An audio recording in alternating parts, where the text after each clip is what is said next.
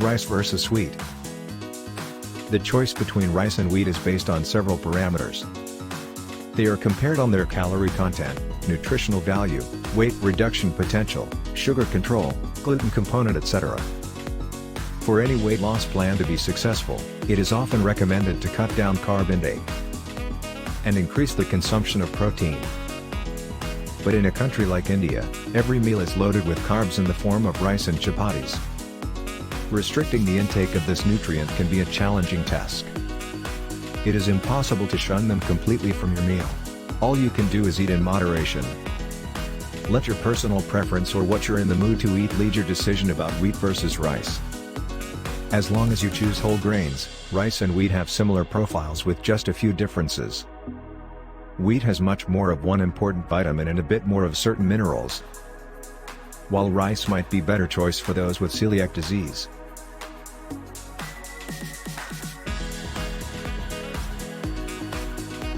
Choose whole grains over processed varieties, such as white rice and white flour. They all have about the same amount of carbohydrates. Processed rice and wheat have half, and sometimes even less than half, of the nutrients found in whole grain rice and wheat. Processed grains that have been enriched gain back some of the vitamins and minerals but none of the fiber.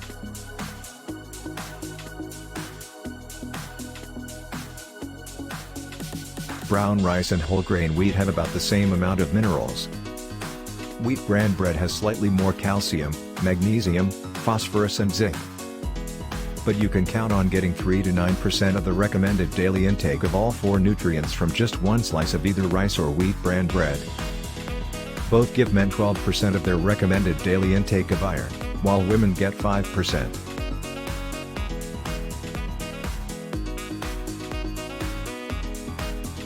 Whole grain wheat has 2 to 3 times more fiber than brown rice. 1 cup of whole grain wheat flour has double the fiber found in brown rice flour. 1 slice of wheat bran bread has 3.5 grams of fiber compared to 1 gram in 1 slice of rice bran bread, according to the USDA Nutrient Data Laboratory. Both grains provide soluble and insoluble fiber, but they have a significantly higher percentage of insoluble fiber. Insoluble fiber helps food move through the digestive tract. It prevents constipation, lowers the risk of developing diverticular disease and relieves symptoms of irritable bowel syndrome.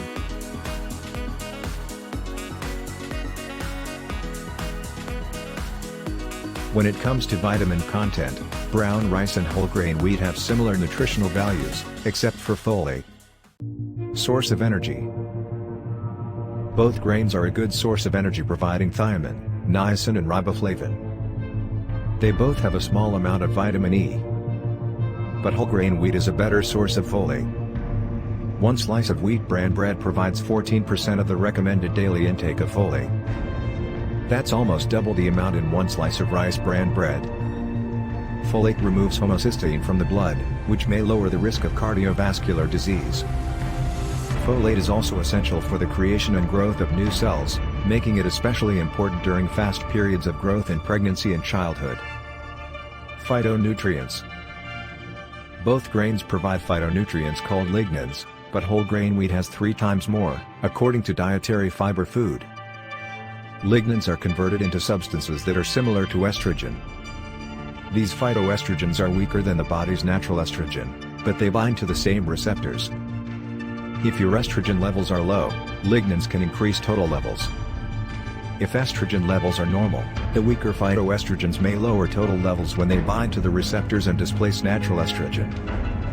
Diets that include lignan-rich foods are associated with a lower risk of cardiovascular disease and may protect against menopausal symptoms. Wheat bran lignans may slow the spread of cancerous tumors, according to Kansas State University.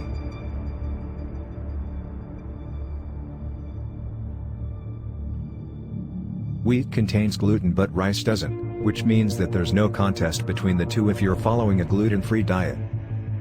Gluten is a protein in wheat that causes inflammation of the small intestine in people who have celiac disease or an allergy to wheat. Rice flour is a commonly used substitute for wheat flour in gluten-free products. Both are good options and can be consumed on alternate days. But one needs to be careful about the portion sizes and have dinner by 8 p.m. when the aim is to lose weight. Having carb-rich foods late at night can lead to bloating and may cause hindrance in the absorption of nutrients by the body. As compared to rice, chapati is more filling. Rice does not provide the same satiety as two chapatis would give. This is because rice contains fewer dietary fiber, protein and fat as compared to wheat. A large bowl of rice contains 440 calories, which would be a large protein of your daily calorie intake. For weight loss, you should consume half a bowl of rice or 2 chapatis. Wheat is one of the world's most commonly consumed grains. Starch is the predominant carb in the plant kingdom, accounting for over 90% of the total carb content in wheat. Similar to rice, wheat also ranks high on the glycemic index, GI, making it unsuitable for people with diabetes. Fiber. Whole wheat is high in fiber, but refined wheat contains almost none. The protein content is quite high in wheat in comparison to white rice, but unfortunately, wheat's 80% protein comes from gluten. Gluten is a non-essential amino acid that is not required to our body. Now, there are some interesting facts about rice. White rice is also high in carbohydrates and can cause unhealthy spikes in blood sugar. Whereas brown rice contains a fair amount of fiber, while white rice is very low in fiber. So brown rice is still a preferred grain over wheat and white rice. The protein level of rice is similar to that of a potato and is the lowest among the cereals. Interestingly, an essential amino acid named lysine is deficient in wheat and jowar. This essential amino acid is highest in oats and rice among all cereals. Jowar or sorghum is an underrated, nutrient-rich cereal grain. Firstly, just like rice, it's gluten-free. 100 grams of jowar provides approximately 20% of the recommended daily fiber. Jowar promotes gut health, stabilizes your blood sugar levels, and aids weight management. Jowar also has good protein content in comparison to other grains, and it contains a good content of essential amino acid called methionine. But it lacks lysine. Studies suggest sprouting jowar can increase lysine content to some extent. Conclusion: comparatively, jowar wins. It's one of the best grains in comparison to rice and wheat. Brown rice is a better option than wheat or white rice. Here is a quick comparison table between the 3 grains discussed. When it comes to weight loss, the battle between rice and roti is an unprecedented one. While many think that giving up on rice and roti in full entirety is an effective way to lose weight quickly. Carbs are the energy givers, sleep enhancers, mood lifters and hunger busters. Rice and wheat are both cereals having a similar quotient of protein, fat and carb load as well. 100 grams of wheat flour contains 69.4 grams carbs, 12.1 grams proteins and 1.7 grams of fats. While 100 grams of rice contains 78.2 grams carbs, 6.8 grams protein and 0.5 grams fats. Which is better for weight loss, rice or roti? The choice is on your preference, and the way your body reacts to it. Some people find rice less filling than rotis, and end up eating more quantity of rice per sitting. This is where the trouble begins, and you gain weight. So, the culprit is not the grain, but your style of eating. What can be done? For all of you who find rice less filling or satiating in nature, you can make your meal more filling but increasing the quantity of vegetables or dal. Similarly, some people find it difficult to digest rotis. It may make them feel gassy or have stomach distress. This makes them eat lesser quantity of roti, which may in turn help them with weight. This is how roti often wins the weight loss battle. No particular grain should be blamed for causing weight gain, or highlighted for helping with weight loss as well. No matter what grain you choose, it is important that you enjoy eating it, and eat it in controlled proportions. Portion control is the key when it comes to weight loss. You can enjoy your favorite comfort foods, but do eat in limited portion size.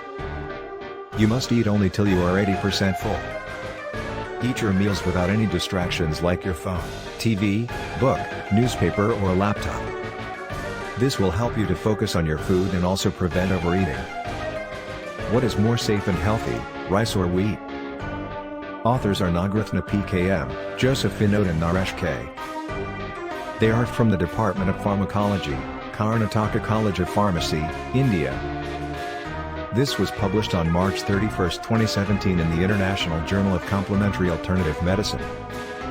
Rice versus chapati, wheat roti, is a very common and controversial topic. Both of these grains are the staple food in many parts of the globe. People blame rice for causing obesity, diabetes and related conditions. Is it really true?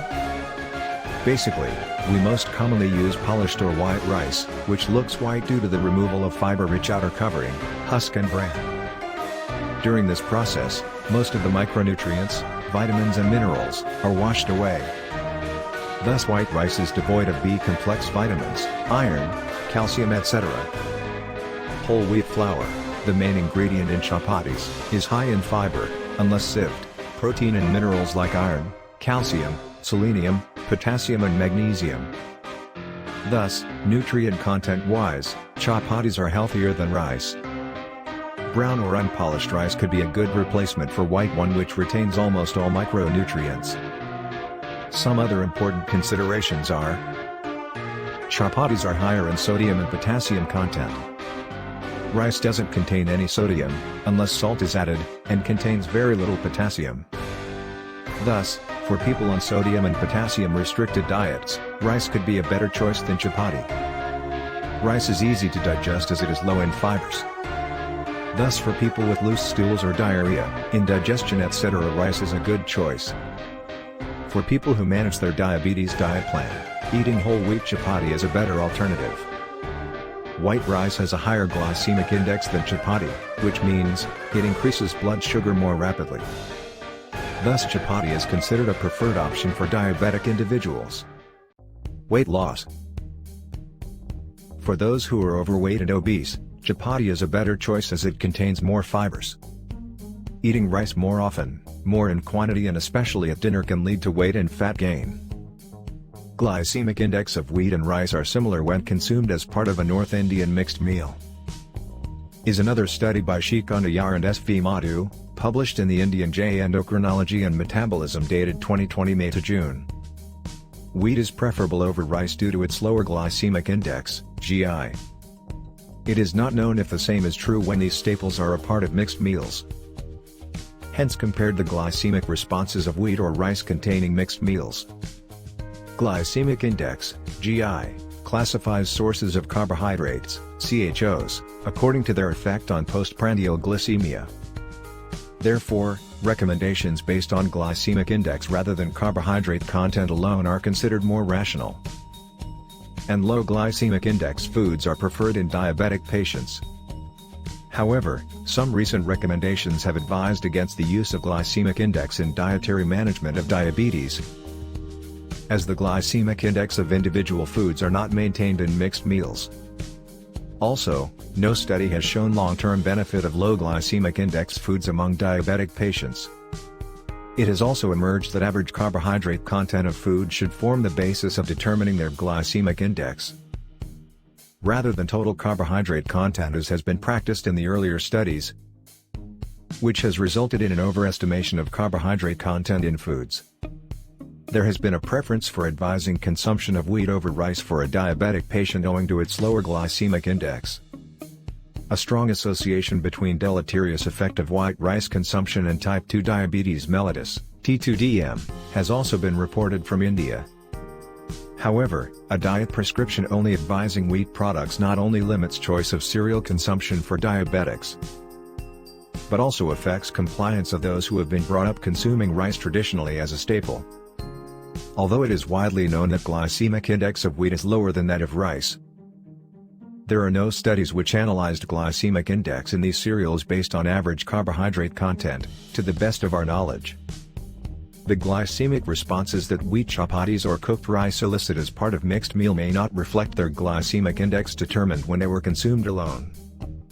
The present study was therefore undertaken to investigate glycemic responses of North Indian mixed meals having wheat or rice as a cereal staple, and supplying the same amount of average carbohydrate, to see if there was any difference in glycemic index of both the mixed meals.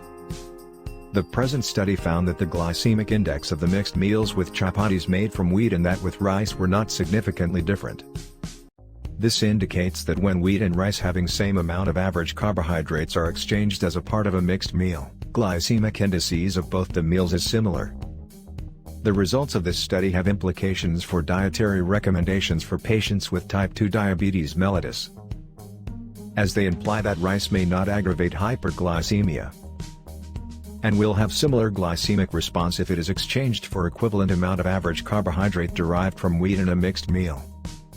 It can be suggested therefore that carbohydrate exchange lists that take 15 grams carbohydrate as a unit for exchange of food items need to be revised in the light of the concept of average carbohydrate. And the amount of cereal, wheat or rice, reflected in the exchange list should contain 15 grams of true available carbohydrate.